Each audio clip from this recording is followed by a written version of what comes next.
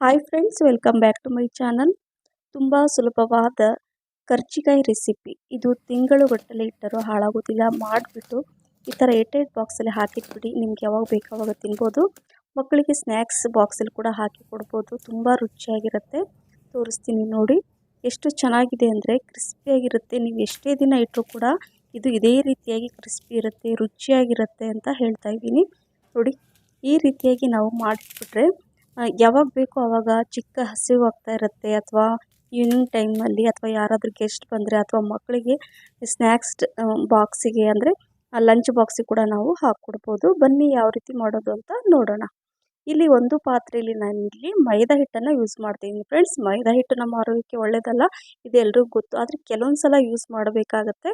ಹಾಗಾಗಿ ನಾನು ಮೈದಾ ಹಿಟ್ಟಿಂದ ಇವತ್ತು ಕರ್ಜಿಕಾಯಿನ ಮಾಡ್ತಾಯಿದ್ದೀನಿ. ಇಲ್ಲಿ ಒಂದು ಅರ್ಧ ಕೆಜಿ ಅಷ್ಟು ನಾನು ಮೈದಾ ಹಿಟ್ಟು ಹಾಕ್ಕೊಂಡಿದ್ದೀನಿ. ಒಂದು ಸ್ವಲ್ಪ ಒಂದು 1/4 ಟೀ ಸ್ಪೂನಷ್ಟು ಉಪ್ಪು, ಸ್ವಲ್ಪ ಒಂದು ಅರ್ಧ ಗ್ಲಾಸಷ್ಟು ನೀರು ಹಾಕ್ಕೊಂಡು, ಇಲ್ಲಿ ನಾನು ಒಂದು ಅರ್ಧ ಕಪ್ಪಷ್ಟು ಎಣ್ಣೆನ ಬಿಸಿ ಮಾಡಲಿಕ್ಕೆ ಇಟ್ಟಿದ್ದೆ. ಬಿಸಿಯಾಗಿದೆ. ಯಾಕಂದರೆ ನಾನಿಲ್ಲಿ ಅಡುಗೆ ಸೋಡಾ ಯೂಸ್ ಮಾಡ್ತಾ ಇಲ್ಲ. ಕ್ರಿಸ್ಪಿಯಾಗಿ ಬರಬೇಕಂದ್ರೆ ಈ ರೀತಿಯಾಗಿ ಮಾಡಬೇಕು. ಈಗ ನಾನು ಒಂದು ಅರ್ಧದಷ್ಟು ಕಾದಿರುವ ಎಣ್ಣೆನ ಹಾಕ್ಕೊಂಡಿದ್ದೀನಿ. ಎಣ್ಣೆ ಹಾಕ್ಕೊಂಡು ಬಿಸಿ ಇರುತ್ತಲ್ವ, ಹಾಗಾಗಿ ಒಂದು ಸ್ಪೂನಿಂದ ಮೊದಲು ನಾನು ಕಲಿಸ್ಕೊಳ್ತೀನಿ ಈ ರೀತಿಯಾಗಿ. ಅರ್ಧ ಕೆ ಜಿಗೊಂದು ಅಂದರೆ ಒಂದು 7ರಿಂದ 8 ಟೀ ಸ್ಪೂನಷ್ಟು ಅಂತ ಹೇಳ್ಬೋದು. ಅಂದರೆ ಎಣ್ಣೆ ಬಿಸಿ ಮಾಡಿಬಿಟ್ಟೆ ಹಾಕ್ಕೊಳ್ಳಿ. ಆವಾಗ ನೀವು ಅಡುಗೆ ಸೋಡಾ ಹಾಕೋ ಅವಶ್ಯಕತೆ ಇರಲ್ಲ. ಫ್ರೈ ಮಾಡುವಾಗ ಎಣ್ಣೆ ಹೀರ್ಕೊಡಲ್ಲ. ನೋಡಿ, ಈ ರೀತಿಯಾಗಿ ಅವಶ್ಯಕತೆಗೆ ಎಷ್ಟು ಬೇಕೋ ಅಷ್ಟು ನೀರನ್ನು ಹಾಕ್ಕೊಂಡು ಟೈಟಾಗಿ ಕಲಿಸ್ಕೋಬೇಕು. ಅಂದರೆ ತುಂಬ ಸಾಫ್ಟ್ ಆದರೆ ಅಷ್ಟು ಚೆನ್ನಾಗಿರಲ್ಲ. ಸ್ವಲ್ಪ ಟೈಟಾಗಿ ಹಿಟ್ಟು ಕಲಿಸ್ಕೋಬೇಕು. ಈಗ ಹಿಟ್ಟನ್ನು ಕಲಿಸ್ಕೊಂಡು ಲಾಸ್ಟಲ್ಲಿ 1 ಟೀ ಸ್ಪೂನಷ್ಟು ಅಂದರೆ ಕಾದಿರೋ ಎಣ್ಣೆ ಇತ್ತಲ್ವ, ಅದನ್ನು 1 ಟೀ ಸ್ಪೂನಷ್ಟು ಎಣ್ಣೆ ಹಾಕ್ಕೊಂಡು ಕಲಿಸ್ಬಿಟ್ಟು ಇದನ್ನು ಒಂದು ಸ್ವಲ್ಪ ಹೊತ್ತು ರೆಸ್ಟಲ್ಲಿ ಇಡ್ತೀನಿ. ಅದು ಒಂದು 10 ನಿಮಿಷ ರೆಸ್ಟಲ್ಲಿ ಇಡುವಾಗ ಇಲ್ಲಿ ನಾನು ಅದರ ಫಿಲ್ಲಿಂಗ್ ಅಂದರೆ ಕರ್ಜಿಕಾಯಿ ಒಳಗಡೆ ಏನು ನಾವು ಫಿಲ್ ಮಾಡ್ತೀವಲ್ಲ ಅದನ್ನು ರೆಡಿ ಮಾಡ್ಕೊಳ್ತೀನಿ. ಇಲ್ಲಿ ನೋಡಿ, ಇದು 2.5 ತೆಂಗಿನಕಾಯಿ ಇದೆ. ಇದು ಒಣ ತೆಂಗಿನಕಾಯಿನ ನಾನು ಈಗ ಸ್ವಲ್ಪ ಕಟ್ ಮಾಡಿ ಒಂದು ಮಿಕ್ಸಿ ಜಾರಲ್ಲಿ ಹಾಕ್ಕೊಂಡಿದ್ದೀನಿ. 5ರಿಂದ 6 ಏಲಕ್ಕಿ ಅದನ್ನು ಹಾಕ್ಕೊಂಡು ಈಗ ಇದನ್ನು ಪೌಡ್ರ್ ಮಾಡ್ಕೊಳ್ತೀನಿ. ಒಣ ಕೊಬ್ಬರಿಯಿಂದ ಕರ್ಜಿಕಾಯಿ ಮಾಡಿದರೆ ತಿಂಗಳುಗಟ್ಟಲೆ ಇಟ್ಟರೂ ಹಾಳಾಗಲ್ಲ. ಹಾಗಾಗಿ ನಾನು ಇಲ್ಲಿ ಒಟ್ಟು 2.5 ತೆಂಗಿನಕಾಯಿ ನೋಡಿದ್ರಲ್ಲ 5 ಪೀಸ್ ಇತ್ತು, ಅದನ್ನು ನಾನು ಕಟ್ ಮಾಡಿ ಈ ಮಿಕ್ಸಿ ಜಾರಲ್ಲಿ ಹಾಕ್ಕೊಂಡು ರುಬ್ಕೊಂಡು ಈಗ ಒಂದು ಪಾತ್ರೆಯಲ್ಲಿ ತೆಗೆದಿಡ್ತಾ ಇದ್ದೀನಿ. ಹಾಗೆ ಉಳಿದಿರೋವಂಥದ್ದನ್ನು ಕೂಡ ಹಾಕ್ಕೊಂಡು ಮಿಕ್ಸಿ ಜಾರಲ್ಲಿ ಸೇಮ್ ಅದೇ ರೀತಿಯಾಗಿ ಪೌಡ್ರ್ ಮಾಡ್ಕೊಳ್ತೀನಿ. ತುಂಬ ಚೆನ್ನಾಗಿ ಅಂದರೆ ಫುಲ್ಲು ಒಣಗಿರಬೇಕು. ಹಾಗೆ ಉಳಿದಿರುವಂಥ ಒಂದು 5ರಿಂದ 6 ಏಲಕ್ಕಿನ ಹಾಕ್ಕೊಂಡು ಅದರಲ್ಲೇ ಪೌಡ್ರ್ ಮಾಡಿಕೊಂಡು ಈಗ ಸೇಮ್ ಅದೇ ಪಾತ್ರೆಯಲ್ಲಿ ತೆಗೆದಿಡ್ತಾ ಇದ್ದೀನಿ. ಒಟ್ಟು ಒಂದು 10ರಿಂದ 12 ಏಲಕ್ಕಿನ ಹಾಕ್ಕೊಳ್ಳಿ. ಫ್ಲೇವರ್ ತುಂಬ ಚೆನ್ನಾಗಿರುತ್ತೆ. ಒಣ ಕೊಬ್ಬರಿ ತುಂಬ ಡ್ರೈ ಇರಬೇಕು, ಫುಲ್ಲು ಒಣಗಿರಬೇಕು, ಅಂದ್ರೇ ಹಾಳಾಗಲ್ಲ. ಎಷ್ಟೇ ದಿನ ಇಟ್ಟರೂ ಕೂಡ ಇದು ತುಂಬ ದಿನ ಕೂಡ ನಾವು ಸ್ಟೋರ್ ಮಾಡಿ ಇಡ್ಬೋದು.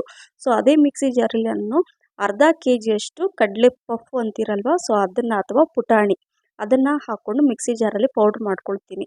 ನೋಡಿ, ಅರ್ಧ ಕೆ ಜಿಯಷ್ಟು ಇದೆ ಇದು ಪುಟಾಣಿ. ನೋಡಿ, ಫೈನಾಗಿ ಪೌಡ್ರ್ ಮಾಡಿಕೊಂಡು ಈಗ ಅದರಲ್ಲಿ ತೆಗೆದಿಡ್ತಾ ಇದ್ದೀನಿ. ಸೊ ಅದೇ ರೀತಿಯಾಗಿ ಉಳಿದಿರುವಂತಹ ಪುಟಾಣಿನ ಅದರಲ್ಲಿ ಹಾಕ್ಕೊಂಡು ಸೇಮ್ ಅದೇ ರೀತಿ ಪೌಡ್ರ್ ಮಾಡಿಕೊಂಡು ಇದರಲ್ಲಿ ಹಾಕ್ಕೊಂಡಿದ್ದೀನಿ. ಸೊ ನೋಡ್ತಾ ಇದ್ರಲ್ಲ ಫ್ರೆಂಡ್ಸ್, ಈ ರೀತಿಯಾಗಿ ಮಾಡ್ಕೊಂಡಿದ್ದೀನಿ. ಸೊ ಇದು ಸ್ವಲ್ಪ ಪಾತ್ರೆ ಚಿಕ್ಕದನಿಸ್ತು, ಹಾಗಾಗಿ ಇನ್ನೊಂದು ಬೇರೆ ಪಾತ್ರೆಯಲ್ಲಿ ನಾನು ಹಾಕ್ಕೊಳ್ತಾ ಇದ್ದೀನಿ. ಮಿಕ್ಸ್ ಮಾಡಲಿಕ್ಕೆಲ್ಲ ಸರಿ ಆಗುತ್ತಲ್ವ, ಹಾಗಾಗಿ ಈಗ ಇದಕ್ಕೆ ಕೆಲವೊಂದು ಇಂಗ್ರೀಡಿಯೆಂಟ್ಸನ್ನು ಹಾಕಬೇಕಾಗತ್ತೆ. ಇಲ್ಲಿ ಒಂದು ಪಾತ್ರೆ ಅಂದರೆ ಗ್ಯಾಸ್ ಮೇಲೆ ಇಟ್ಕೊಂಡು ಇದರಿಂದ 7ರಿಂದ 8 ಟೀ ಸ್ಪೂನಷ್ಟು ಇದು ಗಸಗಸೆ ಕೂಡ ನಮ್ಮ ಆರೋಗ್ಯಕ್ಕೆ ತುಂಬ ಒಳ್ಳೆಯದಲ್ವ. ಹಾಗಾಗಿ ನೋಡಿ, ಈ ಥರ ಚಟ್ಪಟ ಅಂತ ಸೌಂಡ್ ಬರುತ್ತಲ್ಲ, ತೆಗೆದು ಅದರಲ್ಲೇ ಹಾಕ್ಕೊಳ್ತಾ ಇದ್ದೀನಿ. ಅದೇ ರೀತಿ 1 ಕಪ್ಪಷ್ಟು ನೋಡಿ, ಈ ಕಪ್ಪಲ್ಲಿ 1 ಕಪ್ಪಷ್ಟು ಬಿಳಿ ಎಳ್ಳನ್ನು ಹಾಕ್ಕೊಂಡು ಇದು ಲೋ ಮೀಡಿಯಂ ಫ್ಲೇಮಲ್ಲೇ ನೋಡಿ, ಈ ಥರ ಚಟ್ಪಟ ನೋಡಿ ಸೌಂಡ್ ಬರ್ತಾ ಇದೆ. ಈ ರೀತಿಯಾಗಿ ಬರಬೇಕು. ಬಿಳಿ ಎಳ್ಳು ನಮ್ಮ ಆರೋಗ್ಯಕ್ಕೆ ತುಂಬ ಒಳ್ಳೆಯದು. ಅಂದರೆ ಬಿಳಿ ಎಳ್ಳು ಅಥವಾ ಕಪ್ಪು ಎಳ್ಳು ಯಾವುದಾದ್ರೂ ಯೂಸ್ ಮಾಡಿ, ಯಾವುದು ಅವೈಲೇಬಲ್ ಇರುತ್ತೋ ಅದನ್ನು ನೀವು ಹಾಕ್ಕೊಳ್ಳಿ. ಸೀಸಮ್ ಅಂತ ಹೇಳ್ತಾರಲ್ಲ, ಸೀಸಮ್ ಸೀಡ್ಸ್ ಇದು. ಸೊ ಬಿಳಿ ಎಳ್ಳನ್ನು ನಾನು ಈ ಥರ ಫ್ರೈ ಮಾಡಿಕೊಂಡು ಅಂದರೆ ಹುರ್ಕೊಂಡು ನೋಡಿ ಈ ಥರ ಇದರಲ್ಲಿ ಹಾಕ್ಕೊಳ್ತಾ ಇದ್ದೀನಿ, ಸೇಮ್ ಅದರಲ್ಲೇ. ಸೊ ಈ ರೀತಿ ಹಾಕ್ಕೊಂಡು ಎಲ್ಲ ಕರೆಕ್ಟಾಗಿ ಮಿಕ್ಸ್ ಮಾಡ್ಕೋಬೇಕಾಗತ್ತೆ. ತುಂಬ ಹೆಲ್ದಿಯಾಗಿರುತ್ತೆ ಇದು. ಸೊ ಈಗ ಆರ್ಗ್ಯಾನಿಕ್ ಬೆಲ್ಲ ಇದು ಇಲ್ಲಿ ನೋಡ್ತಾ ಇರೋ ಫ್ರೆಂಡ್ 3/4 ಕೆ ಜಿಯಷ್ಟು ಇದೆ. ಇದು 3/4 ಕೆ ಜಿಯಷ್ಟು ಆರ್ಗ್ಯಾನಿಕ್ ಬೆಲ್ಲ ಜಾಗರಿ ಹಾಕ್ಕೊಳ್ತಾ ಇದ್ದೀನಿ. ಬೆಲ್ಲ ಪ್ರಮಾಣ ಹೆಚ್ಚು ಕಡಿಮೆ ಮಾಡ್ಕೋಬೋದು. ಇದು 2 ಟೀ ಸ್ಪೂನಷ್ಟು ಡ್ರೈ ಜಿಂಜರ್ ಪೌಡರ್, ಒಣ ಶುಂಠಿ ಪೌಡ್ರನ್ನ ನಾನು ಸ್ಟೋರ್ ಮಾಡಿ ಇಟ್ಕೊಂಡಿರ್ತೀನಿ. ಸೊ ಅದನ್ನು ಹಾಕ್ಕೊಳ್ತಾ ಇದ್ದೀನಿ. ಏಲಕ್ಕಿ ಕೂಡ ಹಾಕ್ಕೊಂಡಿದ್ದೀನಿ. ಹಾಗೆ ಡ್ರೈ ಜಿಂಜರ್ ಪೌಡ್ರು ಅಂದರೆ ಒಣ ಶುಂಠಿ ಪುಡಿ ಕೂಡ ಹಾಕ್ಕೊಂಡಿದ್ದೀನಿ. ಸೊ ಸೂಪರಾಗಿರುತ್ತೆ ರುಚಿ. ಎಲ್ಲ ಮಿಕ್ಸ್ ಮಾಡಿ ಈಗ ಇಟ್ಕೊಂಡಿದ್ದೀನಿ. ಇದನ್ನು ಈಗ ಸೈಡಲ್ಲಿ ಇಟ್ಕೊಳ್ತೀನಿ. ಈಗ ಇಲ್ಲಿ ಒಂದು ಪಾತ್ರೆಯಲ್ಲಿ ಫ್ರೈ ಮಾಡಲಿಕ್ಕೆ ಎಣ್ಣೆನ ಇಟ್ಕೊಳ್ತೀನಿ. ಸೊ ಗ್ಯಾಸನ್ನು ಆನ್ ಮಾಡಿ ಸಿಮ್ಮಲ್ಲಿ ಇಟ್ಟಿರ್ತೀನಿ. ಈಗ ನಾನು ಇಲ್ಲಿ ತೋರಿಸ್ತೀನಿ ಸ್ವಲ್ಪ ಸ್ವಲ್ಪನೇ, ಅಂದರೆ ಯಾವ ರೀತಿ ನಾನು ಕರ್ಜಿಕಾಯಿನ ಮಾಡ್ಕೊಳ್ತೀನಿ. ಇಬ್ಬರಿಬ್ಬರು ಇದ್ದರೆ ಅಂತೂ ಬೇಗ ಆಗುತ್ತೆ, ಫಾಸ್ಟ್ ಆಗುತ್ತೆ. ಆದರೆ ಒಬ್ಬರೇ ಮಾಡೋದ್ರಿಂದ ಏನಾಗುತ್ತೆ ಅಂದರೆ ಸ್ವಲ್ಪ ಮಾಡ್ತಾ ಮಾಡ್ತಾ ಅಂದರೆ ತುಂಬ ಮಾಡಿಟ್ರೆ ಏನಾಗುತ್ತೆ, ಒಣಗೋಗುತ್ತಲ್ವ, ಸ್ವಲ್ಪ ಡ್ರೈ ಆಗುತ್ತೆ ಕರ್ಜಿಕಾಯಿ ಮಾಡಿ ಇಟ್ಟರೆ. ಹಾಗಾಗಿ ನಾನೇನು ಮಾಡ್ತೀನಿ ಅಂದರೆ ಅಲ್ಲಿ ಎಣ್ಣೆ ಹಾಕಿಟ್ಟಿದ್ದೀನಿ, ಅದು ಬಿಸಿ ಆಗ್ತಾ ಇರುತ್ತೆ. ಅಷ್ಟರಲ್ಲಿ ಇಲ್ಲಿ ನಾನು ಒಂದು 10 ಮಾಡಿ ಇಟ್ಕೊಂಡು ಕರ್ಜಿಕಾಯಿ 10 ಫಿಲ್ ಮಾಡಿ ಇಟ್ಕೊಂಡು ಅದನ್ನು ಫ್ರೈ ಮಾಡ್ಕೊಳ್ತೀನಿ. ಈ ರೀತಿ ಮಾಡೋದ್ರಿಂದ ಏನಾಗುತ್ತೆ, ಕರ್ಜಿಕಾಯಿ ಒಣಗಲ್ಲ, ಡ್ರೈ ಆಗಲ್ಲ. ಆಮೇಲೆ ಫ್ರೈ ಕೂಡ ತುಂಬ ಚೆನ್ನಾಗುತ್ತೆ. ಹಾಗಾಗಿ ನಾನು ಈ ರೀತಿಯಾಗಿ ಮಾಡೋದು ತೋರಿಸ್ತೀನಿ ನೋಡಿ. ಈಗ ಒಂದು ಈ ಥರ ಚಿಕ್ಕ ಚಿಕ್ಕ ಉಂಡೆಗಳನ್ನಾಗಿ ಮಾಡಿಕೊಂಡು ತುಂಬ ದಪ್ಪ ಇರಬಾರ್ದು, ತೆಳುವಾಗಿ ಲಟ್ಟಿಸ್ಕೋಬೇಕು ನೋಡಿ. ಈಗ ಸ್ವಲ್ಪ ಒಣ ಹಿಟ್ಟನ್ನು ಹಾಕ್ಕೊಂಡು ತೆಳುವಾಗಿ ನಾನು ಲಟ್ಟಿಸ್ಕೊಳ್ತಾ ಇದ್ದೀನಿ ನೋಡಿ. ನಾನು ತೋರಿಸ್ತಾ ಇದ್ದೀನಲ್ಲ, ಇದೇ ರೀತಿಯಾಗಿ ಸ್ವಲ್ಪ ಉದ್ದಕ್ಕೆ ಲಟ್ಟಿಸ್ಕೋಬೇಕು. ಕರ್ಜಿಕಾಯಿ ಸ್ವಲ್ಪ ಉದ್ದುದ್ದಕ್ಕೆ ಇದ್ದರೆ ತುಂಬ ಚೆನ್ನಾಗಿರುತ್ತೆ ಮತ್ತು ಕ್ರಿಸ್ಪಿ ಕೂಡ ಇರುತ್ತೆ. ದಪ್ಪ ದಪ್ಪ ನೀವು ಲಟ್ಟಿಸ್ಕೊಂಡ್ಬಿಟ್ರೆ ಏನಾಗುತ್ತೆ, ಅಷ್ಟು ಚೆನ್ನಾಗಿರಲ್ಲ, ಗಟ್ಟಿಯಾಗುತ್ತೆ ಮತ್ತು ತುಂಬ ಟೈಮ್ ಬೇಕಾಗುತ್ತೆ ಅದನ್ನ ಫ್ರೈ ಮಾಡಲಿಕ್ಕೆ. ಸೊ ತುಂಬ ದಿನ ಸ್ಟೋರ್ ಮಾಡಿ ಇಡಬೇಕು ಅಂದರೆ ನೀವು ಈ ರೀತಿಯಾಗಿ ತೆಳುವಾಗಿ ಲಟ್ಟಿಸ್ಕೊಳ್ಳಿ. ನಂತರ ಇಲ್ಲಿ ಒಂದು ಗ್ಲಾಸಲ್ಲಿ ನಾನು ಒಂದು ನೋಡಿ, ಕಡ್ಡಿಯಲ್ಲಿ ನಾನು ಅಂದರೆ ಈ ಕಾಟನ್ ಇರುತ್ತಲ್ವ, ಅದನ್ನು ನಾನು ರೋಲ್ ಮಾಡಿಬಿಟ್ಟು ಸ್ವಲ್ಪ ಸೈಡಲ್ಲಿ ತೋರಿಸ್ತಾ ಇದ್ನಲ್ವ, ಈ ಥರ ಲೈಟಾಗಿ ನೀರನ್ನು ಸ್ಪ್ರೆಡ್ ಮಾಡಿಕೊಂಡು ನಂತರ ಅರ್ಧ ಟೇಬಲ್ ಸ್ಪೂನಷ್ಟು ಏನಂದರೆ ಈ ಒಣ ಕೊಬ್ಬರಿ ಏನು ಕರ್ಜಿಕಾಯಿಗೆ ನಾವೇನು ರೆಡಿ ಮಾಡಿ ಇಟ್ಟಿದ್ವಲ್ಲ ಆ ಪೌಡ್ರನ್ನು ಇದರಲ್ಲಿ ಹಾಕ್ಕೊಂಡು ಈ ಥರ ಆಗಿ ನಾನು ತೋರಿಸ್ತಾ ಇದ್ದೀನಿ ನೋಡಿ. ನಿಧಾನಕ್ಕೆ ಎಲ್ಲೂ ಓಪನ್ ಆಗಬಾರ್ದು, ಆ ರೀತಿಯಾಗಿ ಪ್ರೆಸ್ ಮಾಡಿಬಿಟ್ಟು ನೋಡಿ ಎಷ್ಟು ಚೆನ್ನಾಗಿ ಬಂದಿದೆ ಅಲ್ವಾ. ಯಾವ ಮೋಲ್ಡ್ ಕೂಡ ನಾನು ಯೂಸ್ ಮಾಡ್ತಾ ಇಲ್ಲ, ಕೈಯಲ್ಲೇ ನಾನು ಮಾಡಿ ತೋರಿಸ್ತಾ ಇದ್ದೀನಿ.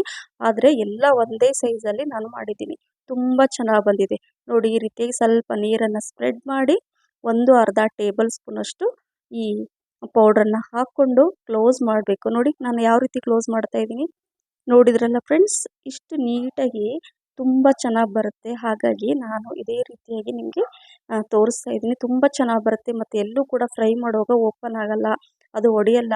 ಏನಾದರೂ ಫ್ರೈ ಮಾಡುವಾಗ ಓಪನ್ ಆಗಿಬಿಟ್ರಂತೂ ಎಣ್ಣೆ ಎಲ್ಲ ಹಾಳಾಗುತ್ತೆ. ಹಾಗಾಗಿ ನೀಟಾಗಿ ಅದನ್ನು ಎಲ್ಲೂ ಓಪನ್ ಆಗದೆ ಟೈಟಾಗಿ ಫಿಲ್ ಮಾಡಿಬಿಟ್ಟು ಇದನ್ನು ನಾನು ಈ ರೀತಿ ಒಂದು ತಟ್ಟೆಯಲ್ಲಿ ಇಟ್ಕೊಳ್ತೀನಿ ನೋಡಿ. ಈ ರೀತಿಯಾಗಿ ಒಂದು 10 ನಾನು ಇದನ್ನೆಲ್ಲ ಫಿಲ್ ಮಾಡಿ ಇಟ್ಕೊಳ್ತೀನಿ. ಈಗ ಎಣ್ಣೆ ಕೂಡ ಕಾದಿದೆ. ಈಗ ಮೀಡಿಯಮ್ ಫ್ಲೇಮಲ್ಲಿ ಇಟ್ಕೊಂಡು ಇದನ್ನು ಫ್ರೈ ಮಾಡ್ಕೋಬೇಕಾಗತ್ತೆ. ಸೊ ಇದನ್ನು ಯಾವ ರೀತಿ ಫ್ರೈ ಮಾಡ್ಕೋಬೇಕಂದ್ರೆ ತುಂಬ ಹೈ ಫ್ಲೇಮಲ್ಲಿ ಇಟ್ಕೊಂಡು ಕಲರ್ ಚೇಂಜ್ ಆಗಿಬಿಟ್ರೆ ಅಷ್ಟು ಚೆನ್ನಾಗಿರಲ್ಲ, ಕ್ರಿಸ್ಪಿಯಾಗಿರಲ್ಲ. ಎಣ್ಣೆ ಬಿಸಿ ಆದಮೇಲೆ ಮೀಡಿಯಮ್ ಫ್ಲೇಮಲ್ಲಿ ಇಟ್ಕೊಂಡು ನಿಧಾನಕ್ಕೆ ಇದನ್ನು ಎರಡೂ ಕಡೆ ನೋಡಿ ನಾನು ತೋರಿಸ್ತಾ ಇದ್ದೀನಲ್ವ, ಇದೇ ರೀತಿಯಾಗಿ ಚೆನ್ನಾಗಿ ಫ್ರೈ ಮಾಡ್ಕೋಬೇಕಾಗತ್ತೆ. ತುಂಬ ಚೆನ್ನಾಗಿ ಕ್ರಿಸ್ಪಿಯಾಗಿ ಬರುತ್ತೆ. ನೀವು ನೋಡ್ತಾ ಇರ್ಬೋದು ಎಷ್ಟು ಚೆನ್ನಾಗಿ ಅದು ಉಬ್ಬು ಬಂದಿದೆ ಅಂದರೆ ಚೆನ್ನಾಗಿ ಕ್ರಿಸ್ಪಿಯಾಗಿ ಆಗಿದೆ.